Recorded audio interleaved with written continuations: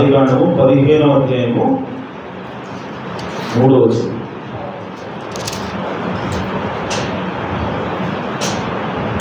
మరియు అబ్రహాము ఇదిగో నీవు నాకు సంతానం ఇయ్యలేదు కనుక నా పరివారంలో ఒకడు నాకు వారసుడని చెప్పగా యెహోవా వాక్యం అతని యొద్దకు వచ్చి, ఇతడు నీకు వారసుడు కాడు, నీ గర్భవాసమున పుట్టబోచున్నవాడు నీకు వారసుడని చెప్పాను.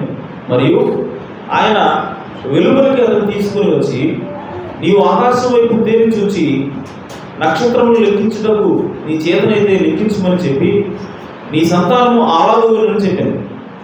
అతడు యెహోవాను నమ్మెను, ఆయన అది అతనికి నీతిగా ఎంచెను. ఆమేన్. దేవుడు తన పరిశుద్ధ వాక్యంలోకి తన ఆశీస్సులు జోడించుకున్నాడు. అలా వచ్చి చిన్న ప్రార్థన చేస్తున్నాం. సర్వోన్నతుడా, సర్వశక్తి గల తండ్రి, నిన్న నేడు నిరంతరం ఎదుగుతున్న దేవా, మీ ఘనమైన ఉన్నతమైన నామమునకు స్తుతులు స్తోత్రం చెల్లిస్తున్నాం తండ్రి. ఈ మధ్యాహ్నం ఉదయకాల సమయంలో తండ్రి ఇప్పటి వరకు ప్రభు పాట ద్వారా మేము ఆరాధించున్నాం, స్తుతించున్నాం. మీరు మా మధ్యలో ఉన్నారని నమ్ముచున్నాను తండ్రి. ఇదిగో ప్రభు ఈ సమయంలో అది సాక్ష్యాల ద్వారా తండ్రి మా హృదయాన్ని నాయన మీ సన్నిధిలో పంచుకోవడానికి సహాయం చేశావు ప్రభు. ఇదిగో నాయన ఈ ఇక్కడ ప్రభు జరిగిన ప్రతి సంఘటన కూడా అది మీ చిత్తానుసారంగా జరిగిందని మేము నమ్ముచున్నాం కదా. మా సంఘంలో జరిగినటువంటి ప్రతి పరిణామం కూడా అది నాయన మీ ఇష్ట ప్రకారంగా జరిగిందని మేము నమ్ముచున్నాం ప్రభు. కనుక తండ్రి ఈ ఉదయకాల సమయంలో ప్రభు అల్పుని అయోగ్యుని నాయన నన్ను మరుగు చేసుకోనండి అయ్యా. ఏం మాట్లాడాలో ఎలా మాట్లాడాలో నాకు తెలియదు ప్రభు. కేవలం నేను పేజీలు తిప్పి అందులో ఉన్నటువంటి మాటలను చదవగలను కానీ అయా అతని దాన్ని వివరించే శక్తి, అయా ప్రజలకు గ్రహింపునిచ్చే శక్తి నాకు లేవు ప్రభు. అది చేయవలసింది నీవే కనుక రంగ మీద రండి ప్రభు. అయా తండ్రి మీరు ప్రభు మాట్లాడే ప్రతి మాటను కూడా గ్రహించగలిగేటువంటి అయా హృదయాన్ని వినగలిగే చెవిని మా అందరికీ దయచేయమని మా ప్రభువును రక్షకుడునైనా యేసుక్రీస్తు నామములో ప్రార్థించడం వేడుకుంటున్నాను ప్రభు తండ్రి. ఆమేన్. దయచేసి కూర్చోవచ్చు.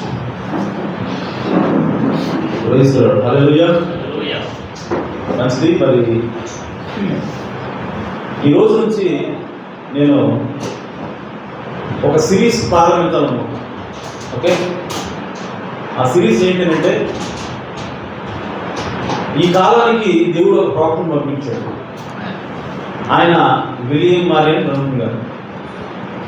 సో ఆయన ఎవరు, ఆయన గురించి దేవుడు ఏం చెప్పాడు, బైబిల్లో ఉందా ఆయన గురించి? మరి కేవలం వర్తమాన పుస్తకాలు చదువుతున్నాం మనం. సో కేవలం వర్తమాన పుస్తకాలు చదువుతున్నారు వీళ్ళు అని చెప్పి మనం విమర్శించేవాడు చాలామంది ఉన్నారు.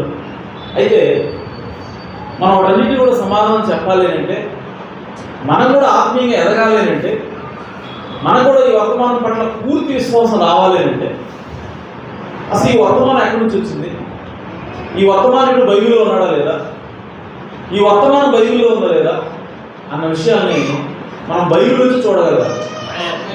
ఆమేన్. సో ఎప్పుడైతే మనం బైబిల్లో నుంచి ఈ వర్తమానాన్ని అలాగే ఈ వర్తమానికుడిని చూడగలుగుతామో అప్పుడు మనకి ఎత్తబడే విశ్వాసం వస్తుంది. హల్లెలూయా.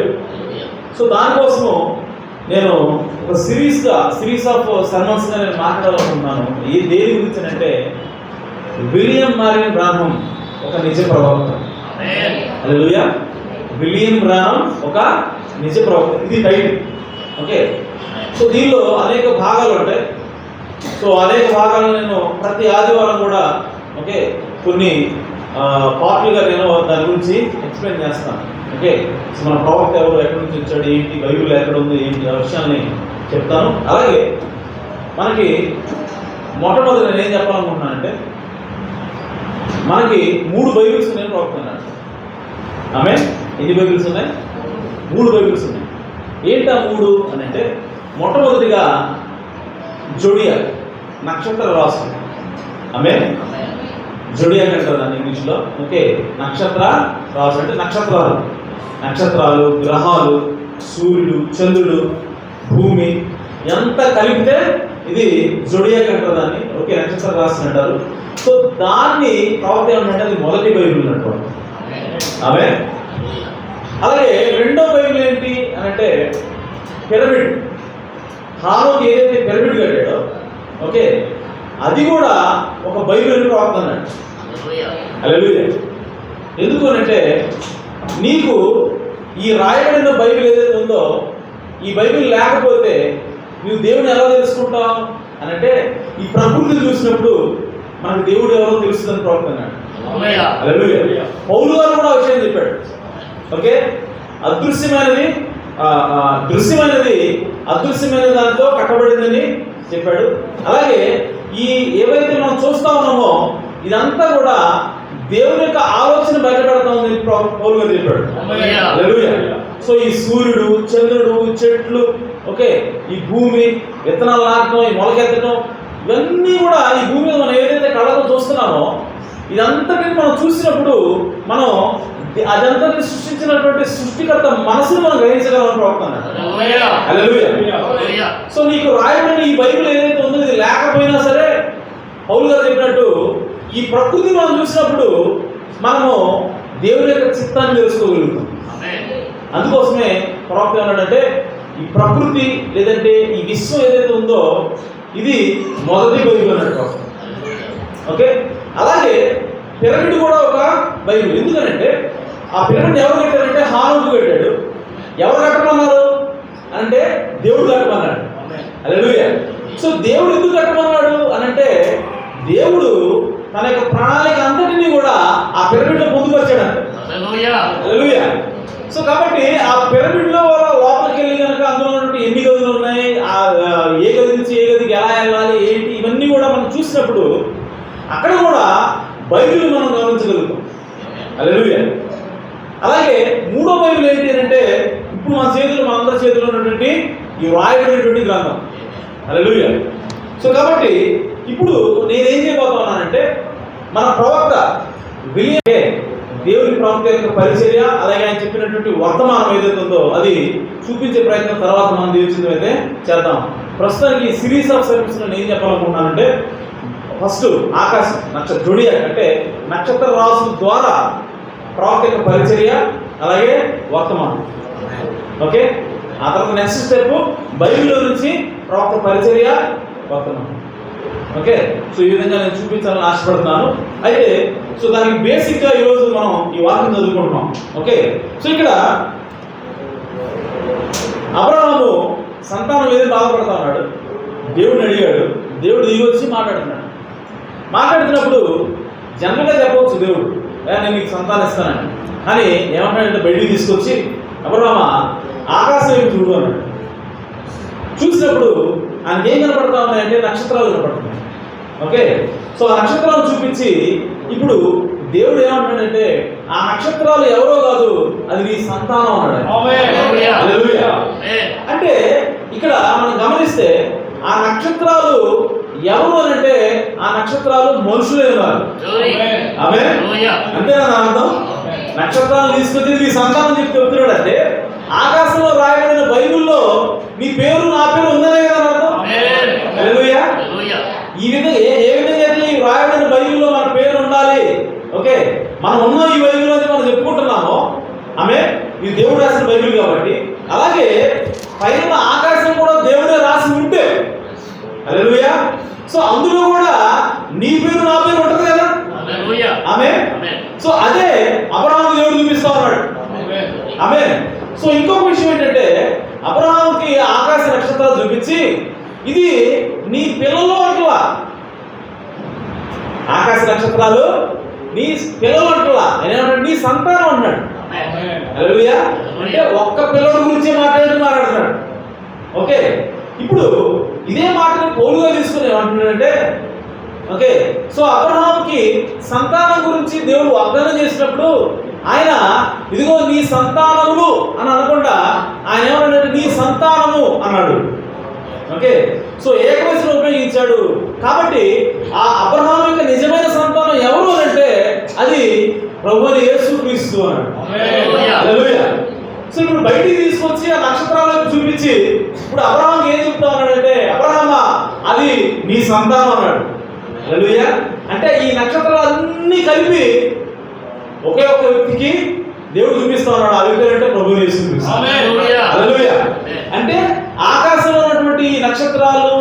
గ్రహాలు ఇవన్నీ కూడా ఎవరు సూచిస్తున్నాయంటే ఒకే ఒక వ్యక్తిని చూపిస్తూ ఉన్నాయి, ఆయనే ప్రభువైన యేసుక్రీస్తు. హల్లెలూయా. సో కాబట్టి ఈ రాశిలో ఎవరున్నారు? ఇక్కడ యేసుక్రీస్తున్నాడు. ఈ బైబిల్లో ఎవరున్నారు? యేసుక్రీస్తున్నాడు. ఆమేన్. అలాగే పిరమిడ్లో ఎవరున్నారు? యేసుక్రీస్తు. హల్లెలూయా.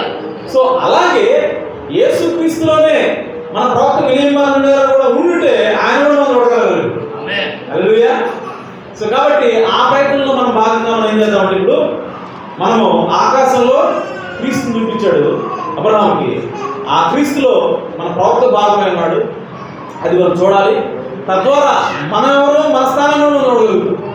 హల్లెలూయా. సో కాబట్టి ఆ విధంగా మనం చూద్దాం. ఆ తర్వాత ఆదికాండం 37వ అధ్యాయంలోకి వెళ్దాం. 37వ అధ్యాయం. ఆదికాండం 37వ అధ్యాయం 9వ వచనం.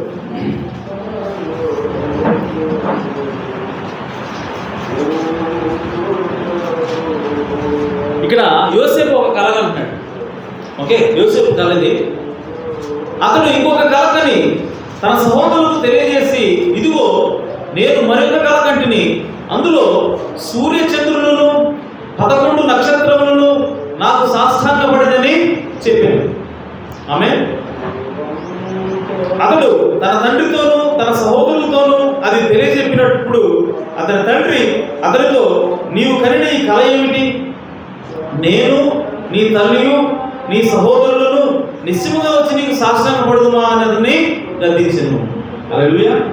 మీరు చూడండి, ఇక్కడ కూడా దేవుడు నక్షత్రాల గురించి మాట్లాడుతున్నాడు, ఆకాశం గురించి మాట్లాడుతున్నాడు.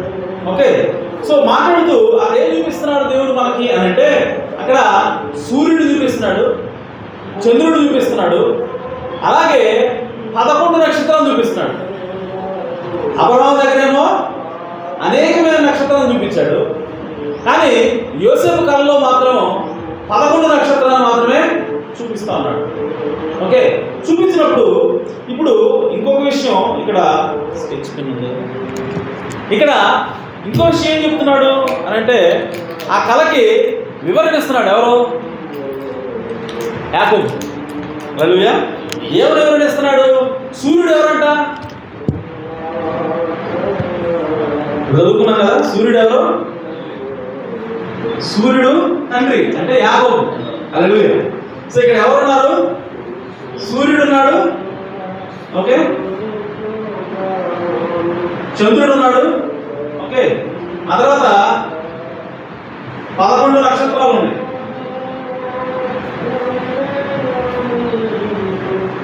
అంతేనా? 3, 6,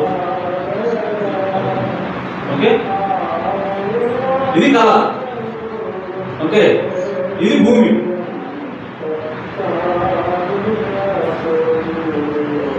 ఇప్పుడు ఇది సూర్యుడే,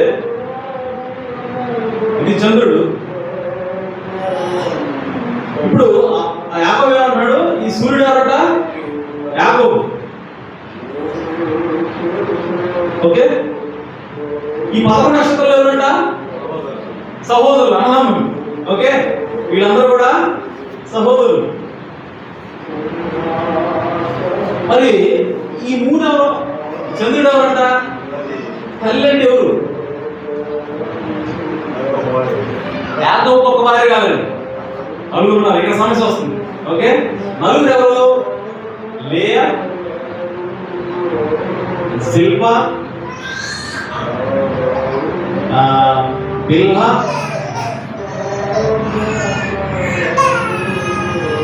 రాహేల్. ఓకే, లేయాకి ఎంతమంది కుమారులు? లేయా వారు పుట్టినోళ్ళు 6. శిల్పాకి 2, బిల్హా వారు పుట్టినోళ్ళు 2, రాహేల్కి యోసేపు అలాగే బెన్యామీను 2 ఉన్నారు. ఓకే, రాహేల్ కూడా 2 పుట్టారు.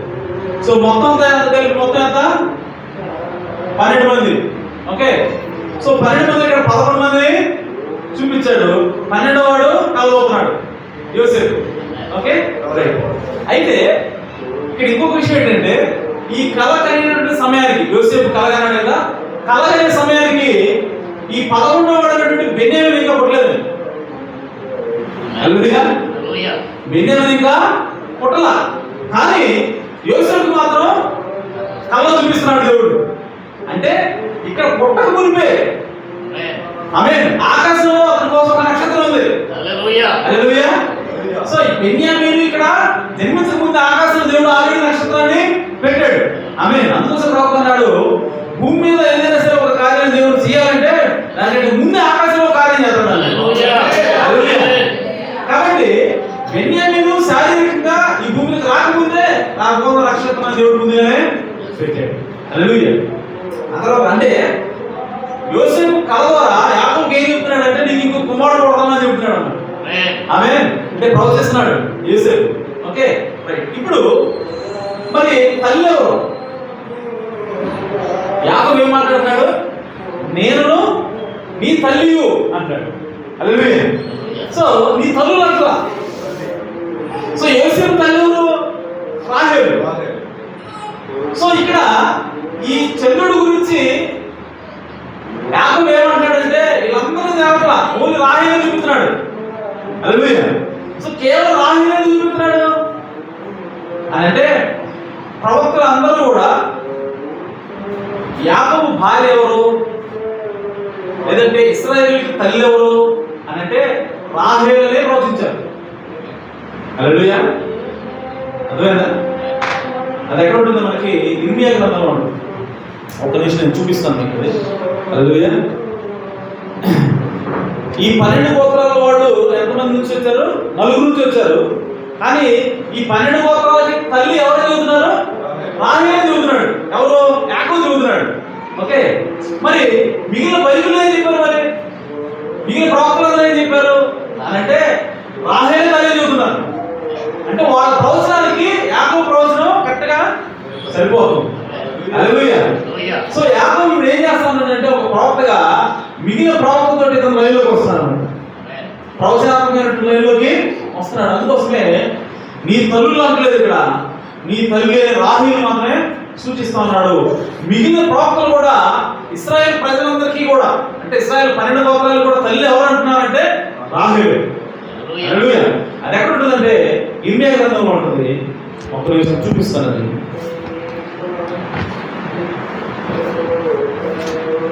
అది ఒకే విషయం చెప్పి ముగిస్తాను.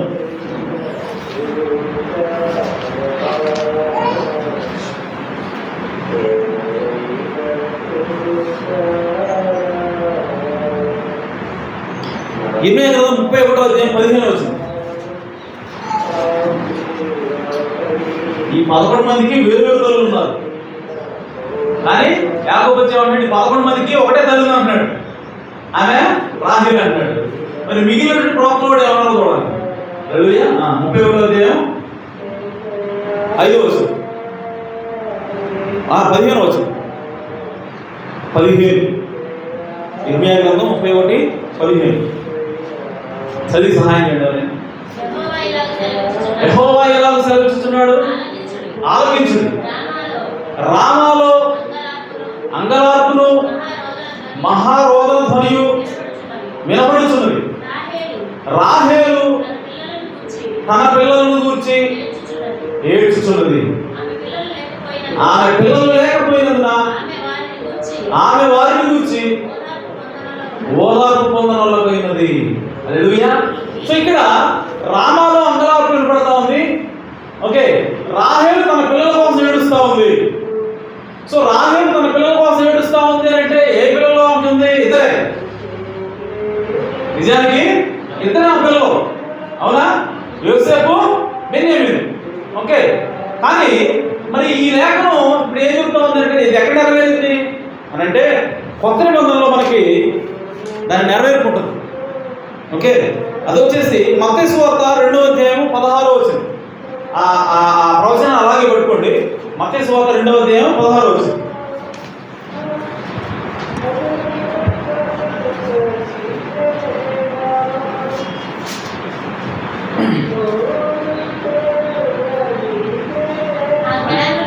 ఆ జ్ఞానులు తనను అపహసించినని హేరోదు గ్రహించి బహు ఆగ్రహం తెచ్చుకొని జ్ఞానుల వలన వివరముగా తెలుసుకొని కాలమును బట్టి బెత్లెహేములోను దాని సకల ప్రాంతంలోను 2 సంవత్సరములు మొదలుకొని తక్కువ వయసు గల మగపిల్లలందరినీ వధించను. చూడండి ఏమండి, రాహేలు తన పిల్లలను పోగొట్టుకుని ఏడుస్తా ఉంది. ప్రవచనం ఉంది కదా, అంటే పిల్లలు అనేవాళ్ళు చనిపోయారు ప్రవచనంలో, ఇక్కడ కూడా పిల్లలు చనిపోయారు. చదువు. అందువలన రామాలో చూడండి, ఇప్పుడు ప్రవచనాన్ని జ్ఞాపకం చేస్తాడు. అందువల్ల రామాలో అంగలార్పు వినబడెను, ఏడ్పును మహారోదన ధ్వనియు కలిగెను. రాహేలు తన పిల్లల విషయమై ఏడ్చుచు వారు లేనందున ఓదార్పు పొందనొల్లక ఉండెను. కింద చదివాను అని ప్రవక్త అయిన ఇర్మియా ద్వారా చెప్పబడిన వాక్యము నెరవేరేను. హల్లెలూయా. సో ఇర్మియా గ్రంథంలో రాయబడి ఈ వాక్యం ఎక్కడ నెరవేరింది? కొత్త నిబంధనలో మత్తయి సువార్తలో నెరవేరింది.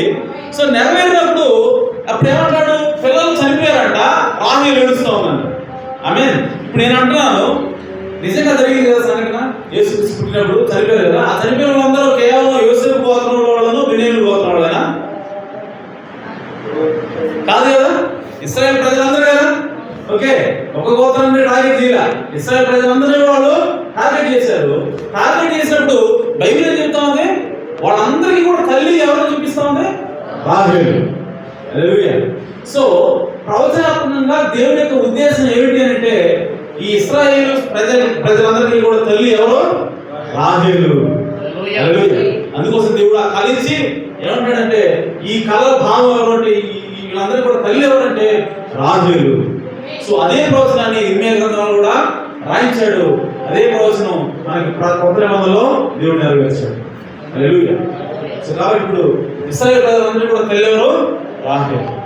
అలాగే ఇక్కడ నక్షత్రాలు ఉన్నాయి అంటే కింద ఖచ్చితంగా అక్కడ మనుషులు కూడా ఉంటారు. హల్లెలూయా. సింగు మాట బైబిల్లో ఉంది, అది తర్వాత మనం మాట్లాడదాం. దేవుడు అంటాడు, ఈ ఆకాశ నక్షత్రాలన్నింటినీ కూడా లెక్కించని చెప్పి అబ్రహాం చెప్తే నేను లెక్కించలేను అన్నాడు. కానీ కీర్తన గ్రంథంలో ఎక్కడో చోటు ఉంటుంది, ఈ ఆకాశ నక్షత్రాలన్నింటినీ కూడా లెక్కించు, ఆ లెక్క తెలిసేవాడు ఒకే ఒక్క ఆయన ఉన్నాడంట. ఆమేన్. ఆయన ఎవరంటే దేవుడు అన్నాడు. హల్లెలూయా. సో కొన్ని బిలియన్లు లక్షల కోట్లు ఉన్నాయి, వాటన్నిటి లెక్క ఎవరు తెలుసు అంటే కేవలం దేవుడికే తెలుసు అంట. అంత మాత్రమే కదంట, ప్రతి నక్షత్రాన్ని కూడా పేరు పెట్టి పిలుస్తాడంట ఆయన. హల్లెలూయా. ఎలా పిలుస్తాడంట? పేరు పెట్టి. అంటే ప్రతి నక్షత్రానికి కూడా ఒక పేరు ఉందంట. ఆమేన్. సో అక్కడ నక్షత్రానికి పేరు ఉంది, అక్కడ ఒక నక్షత్రం ఉందంటే ఈ భూమి మీద ఆ నక్షత్రానికి సంబంధించిన ఒక మనిషి కూడా ఇక్కడ ఉంటాడని. హల్లెలూయా. సో అందుకోసమే ఈ భూమి మీద ఒక నక్షత్రం కదులుతా ఉంది అని అంటే దాని టైం వచ్చింది, దానికి ఏదో జరుగుతుంది అని అంటే ఈ భూమి మీద ఆ నక్షత్రానికి సంబంధించిన వ్యక్తి కూడా ఏదో జరుగుతూ ఉంటుందని అర్థం. ఆమేన్. అందుకోసం ప్రవక్త అన్నాడు, ఈ భూమి మీద ఏదైనా సరే ఒకటి చేయాలంటే ముందు ఆకాశంలో దేవుడు దాన్ని జరిగిస్తాడు అన్నాడు. హల్లెలూయా. యేసుక్రీస్తు ఈ భూమి మీద పుట్టినప్పుడు 3 నక్షత్రాలు ఒకే లైన్లోకి వచ్చినాయంట ఆకాశంలో. సో దాన్ని బట్టి జ్ఞానులు చూసి ఈ 3 నక్షత్రాలు ఒకే లైన్లోకి వచ్చాయంటే ఈ భూమి మీద ఎవరో ఒక వ్యక్తి పుట్టబోతా ఉన్నాడు. ఆమేన్. కాబట్టి ఒక గొప్ప కార్యం జరగబోతా ఉందని చెప్పి గుర్తించి వాళ్ళు ఏం చేశారంటే వెతుక్కుంటూ వచ్చారు ఆయన. ఆమేన్. అంత మాత్రమే కాదు ప్రియ సహోదరి సోదరా, ఈ చివరి కాలంలో మన ప్రవక్త విలియం మరణం గారు పుట్టినప్పుడు కూడా 3 నక్షత్రాలు ఒకే లైన్లోకి వచ్చాయి. హల్లెలూయా. ఒక ఆస్ట్రాలజర్ ఆయన కనపడి బస్సులో, అయ్యా నీ మీద ఒక సూచన ఉంది, నీకు తెలుసా అని అడుగుతా ఉందంట. సూచన? నాకేం తెలియదండి అంటాడంట. నీ మీద ఒక సూచన ఉంది, నీకు ఒక గొప్ప గిఫ్ట్ దేవుడు ఇచ్చాడని చెప్పిందంట. అంటే నాకు వాటి గురించి ఐడియా లేదండి, మేము క్రైస్తవం కాదని చెప్పంటే ఆమె మన ప్రవక్త ఎక్స్ప్లెయిన్ చేస్తుంది. యేసుప్రభు పుట్టినప్పుడు కూడా 3 నక్షత్రాలు ఒకే రాశిలో ఒకే లైన్లోకి వచ్చినాయి. అప్పుడు యేసుప్రభు పుట్టాడు. ఓకే. సో ఆ గిఫ్ట్ ఏదైతే ఉందో అప్పుడు వచ్చిన గిఫ్ట్, సో అలాంటి గిఫ్టే ఇప్పుడు కూడా నీ మీదకి వచ్చింది. ఎందుకంటే ఆ రోజు ఏ విధంగా 3 నక్షత్రాలు వచ్చినాయి యేసుప్రభు పుట్టినప్పుడు, నువ్వు పుట్టినప్పుడు కూడా ఇప్పుడు ఆ విధంగానే 3 నక్షత్రాలు లైన్లోకి వచ్చాయి. కాబట్టి నీలో నువ్వు గిఫ్ట్ కూడా గొప్ప గిఫ్ట్ అయ్యా. అయితే యేసుప్రభుకు ఉన్న గిఫ్ట్ కంటే కొంచెం తక్కువ గిఫ్టే కానీ అది గొప్ప గిఫ్ట్ అని చెప్పి ఆమె చెప్పిందండి. హల్లెలూయా. సో కాబట్టి మన ప్రవక్త యొక్క జీవితం, మన ప్రవక్త యొక్క పరిచర్య అది ఆకాశంలో దేవుడు ముందుగానే పెట్టాడు. హల్లెలూయా. యేసుక్రీస్తు ఈ భూమి మీదకి పంపించేటప్పుడు ఏ విధంగా ప్రతి ఆ నక్షత్రాలని దేవుడు ముందుగానే పెట్టి పంపించాడో, ఆమేన్, అలాగే మన ప్రవక్త జీవితాన్ని కూడా ఆయన ముందుగానే ఆకాశంలో పెట్టి ఈ భూమి మీదకి ఆయన్ని పంపించాడు. అంత మాత్రమే కాదు, నీ గురించి నా గురించి కూడా ఒక్కొక్క నక్షత్రం దేవుడు అలా పెడతా ఉన్నాడు. హల్లెలూయా. సో కాబట్టి ఆ నక్షత్రం యొక్క ప్రభావం మన మీద ఉంటుంది. ఓకే, సో దాని గురించి మనం ముందుకు పోయే కొద్ది మనము దాన్ని చూద్దాం. ఓకే, అయితే ఇప్పుడు చెప్పాలనుకుంది ఏంటంటే, మనకి ఆకాశంలో నక్షత్రాలు రాస్తున్నాయి, అవన్నీ పెట్టింది ఎవరంటే దేవుడే పెట్టాడు. హల్లెలూయా. సో దేవుడు ఒక నక్షత్రాలను పెట్టాడనంటే దానికి ఒక పర్పస్ ఉంటుంది కదా, ఒక ఉద్దేశం ఉంటుంది కదా. ఓకే, సో ఆ ఉద్దేశం ఏమిటో మనము చూడగలం. హల్లెలూయా. సో ఆ నక్షత్రాల్లో 12 రాసులు ఉన్నాయి. ఎన్ని రాసులు ఉన్నాయి? 12 రాసులు. అంటే ఈ భూమిని ఆకాశాన్ని ఆయన సృష్టించినప్పుడు ప్రవక్త చెప్పాడు, ఒక పెద్ద పేలుడు సంభవించిందండి. సంభవించినప్పుడు ఒక పెద్ద అగ్నిగోళం ఉంది. అగ్నిగోళం పేలిన తర్వాత ఆ ముక్కలన్నీ కూడా చల్లచని వెళ్ళిపోతా ఉన్నాయంట. వెళ్ళిపోతుంటే దేవుడు అంటే వాటిని చూస్తూ ఉన్నాడంట. చూసి ఒక ముక్కని చాలా దూరం పోనించి అక్కడ ఆపాడంట. ఇంకొక ముక్కని ఇంకొంచెం దూరం పోనించి అక్కడ ఆపాడంట. ఇంకొక ముక్కని ఇక్కడే ఆపేసాడంట. ఇంకో ముక్కని పైకి పోనించి అక్కడ ఆపాడంట. అలాగా ప్రతి చోట ఇక్కడ ఆయన ఎక్కడెక్కడ బావులో అక్కడ ఆపుతున్న, కొన్ని ముందుకు పోనిస్తున్నాడు, కొందిని ఇక్కడే ఆపుతున్నాడు, ఇట్లా చేస్తూ ఉన్నాడు. ప్రవక్త అంటే ఏం చేస్తాడు దేవుడు అని అడిగాడు. ఏం చేస్తున్నాడంటే ఆకాశంలో దేవుడు బైబిల్ రాస్తున్నాడు. హల్లెలూయా. సో ఇవన్నీ ఏంటంటే నక్షత్రాలు, గ్రహాలు, ఓకే, సూర్యుడు, చంద్రుడు, వీటన్నిటి కూడా వేటి ప్లేస్లో వాటిని పెడతాడు దేవుడు. పెడుతున్నప్పుడు ప్రవక్త అన్నాడు, ఆయన ఏం చేస్తున్నాడంటే ఆకాశంలో బైబిల్ రాస్తున్నాడు అన్నాడు. హల్లెలూయా. సో అలా రాసినప్పుడు మనకి కింద నుంచి చూస్తే మనకి 12 రాసులు కనపడతాయి ఆకాశంలో. ఆమేన్. సో ఆ 12 రాసులు కూడా ఎలా ఉంటాయంటే నక్షత్రాల సముదాయం. రాసింటే లేదు, నక్షత్రాల సముదాయం. ఓకే, ఆ నక్షత్రాల సముదాయం, కొన్ని నక్షత్రాల సముదాయం ఎలా కనపడుతుంది? గొర్రెపిల్ల కనపడుతుంది. ఓకే, కొన్ని నక్షత్రాల సముదాయం ఎలా కనపడుతుంది అంటే విల్లు పట్టుకొని ఉన్న మనుషులా కనపడుతుంది. ఇంకొన్ని నక్షత్రాల సముదాయం ఎలా కనపడుతుంది? ఎద్దులా కనపడుతుంది. ఓకే, అలాగా 12 బొమ్మలు ఉన్నాయన్నమాట పైన. నక్షత్రాల ద్వారా ఏర్పడినటువంటి 12 బొమ్మలు ఉన్నాయి. ఆ 12 నక్షత్రాల రాసుల్ని మనము నక్షత్ర రాసులు అంటాం, జొడియాక్ అంటాం ఇంగ్లీష్లో. ఓకే, సో ఇవన్నీ కూడా ఎవరు పెట్టారు? పైన దేవుడే పెట్టాడు. వాటన్నిటిని కూడా ఖచ్చితంగా ఒక మీనింగ్ ఉంది, ఒక అర్థం ఉంది. సో ఆ అర్థం తెలుసుకున్నప్పుడు దానిలో మన ప్రవక్త వర్తమానం ఉందో లేదో మనకు అర్థం అవుతుంది. ఎందుకు ఈ మాటలు చెప్తున్నానంటే, ప్రవక్త ఏమన్నాడంటే 12 రాసుల్లో ఒక రాశి సింహరాశి, ఆమేన్, ఇంకొక రాశి కన్యారాశి. సో ప్రవక్త ఏమన్నాడంటే కన్యారాశి ఏం చూపిస్తుంది అంటే అది ఏం చెబుతుంది మనకంటే యేసుక్రీస్తు కన్య ద్వారా వస్తాడు అని చెబుతుంది అన్నట్టు. ఆమేన్. అలాగే సింహరాశి దేవుడు పెట్టాడు కదా, మరి అదేం చూపిస్తుంది అని అంటే ఆయన యోధాగోత్రం సింహమై ఉన్నాడు అంటే అది రెండో రాకడిని చూపిస్తా ఉంది. సో రెండో రాకడు ఆయన గర్జిస్తూ సింహంలాగా వస్తాడని చెప్పి చూపిస్తా ఉంది ఆ సింహరాశి అని చెప్పాడు. ఓకే, మరి 2 రాసులకి చెప్పాడు, మరి మిగిలిన 10 రాసులకి అటు కూడా మీనింగ్లు ఉంటాయి కదా. ఆమె ఆ మీనింగ్ ఏంటో మనం చూడాలి. హల్లెలూయా. అది చూసినప్పుడు అది ఈ బైబిల్లో ఉందా లేదా? ఓకే, ఈ బైబిల్లో దేని చూపిస్తూ ఉంది? మన నక్షత్రాసుల్లో మన ప్రవక్త చెప్పిన వర్తమానం ఉందా? ఎందుకంటే ఆయన బైబిల్ రాస్తున్నాడు ఆకాశంలో. నక్షత్ర రాసులు అంటే ఏంటి? బైబిల్. హల్లెలూయా. సో ఆ బైబిల్ ఉందంటే మరి ఆ బైబిల్లో ఇవి ఉండాలిగా. 7 ముద్రలు ఉండాలా, 7 సంఘకాలాలు ఉండాలా, ఆమేన్, ఇవన్నీ ఉండాలి కదా. ఓకే, 7 దేవదూతలు ఉండాలా, ఇవన్నీ ఉండాలి. మరి ఇవి ఉన్నాయా లేవో మనం చూడగల. హల్లెలూయా. సో ఆ ప్రయత్నం చేద్దాం. దేవుని చిత్తం అయితే సాయంత్రం ఓకే ఆ నక్షత్ర రాసుల గురించి మనం తెలుసుకుందాం, ధ్యానిద్దాం. దేవుడు మాటను దీవించుకుందాం. హల్లెలూయా. ఈ సమయంలో మరి చిన్న ప్రార్థన చేసుకుందాం. పరిశుద్ధుడా, జీవం కలిగిన దేవా, సర్వోన్నతుడా, మీ నామమునకు స్తోత్రం ప్రభువా. ఈ ఉదయకాల సమయంలో తండ్రి ప్రభువా, చదువున్న వాక్య భాగం నుంచి మీరే మాతో మాట్లాడారు నాయన. ఆయన కేవలం ఈ పేజీలు మాత్రం తిప్పగలం, కానీ అందులో ఉన్న భావాన్ని మీరు గ్రహించలేదు తండ్రి. కనుక మీరు రంగం మీదకి వచ్చి మీరే మాతో మాట్లాడి ప్రభువా మాకు గ్రహింపునిచ్చారు, మేము నమ్ముచున్నాం ప్రభు. అయ్యా, మేము ఏదైతే ప్రవక్తను నమ్ముతున్నామో, ఏదైతే వర్తమానాన్ని నమ్ముతున్నామో దానిని ప్రభు ఆ నక్షత్ర రాశుల్లో చూడడానికి మేము ప్రయత్నం చేస్తూ ఉండగా ప్రభు మాకు సహాయం చేయండి. బైబిల్ గురించి ప్రభు దాన్ని మాకు చూపించమని ప్రార్థిస్తున్నాను. మీ కృప చూపించండి ఆయన. ఇదిగో ప్రభు, ఈ బోధ, ఈ సబ్జెక్టు ప్రభు చాలా లోతైనది నాయన, అర్థం చేసుకోవడానికి కొంచెం కష్టమైంది ప్రభు. కనుక ఇదిగో నాయన, మీ సహాయం లేదు, మేము ముందుకు వెళ్ళలేము ప్రభు. అయ్యా నా తండ్రి, వాక్యం చెప్పడానికి నిలబడిన నాకు జ్ఞానాన్ని దయచేయండి. అలాగే ప్రభు, విరుచున్నటువంటి సంఘానికి గ్రహించేటువంటి మనస్సును, గ్రహించే హృదయాన్ని, వినగలిగే చెవులు దయచేయండి ప్రభు. విన్న వాక్యమును బేసిక్ ప్రభు, ఇంట్రడక్షన్ ప్రభు వారు అర్థం చేసుకున్నట్లుగా వారి హృదయాలను ముద్రించమని ప్రభు, దీవించమని, ఆశీర్వించమని, చేరొచ్చిన ప్రతి మీ కుమారుని కుమార్తెను దీవించమని కృప చూపమని మా ప్రభువును రక్షకుడునైనా యేసుక్రీస్తు నామములో ప్రార్థించండి, వేడుకుంటున్నాను తండ్రి. ఆమేన్.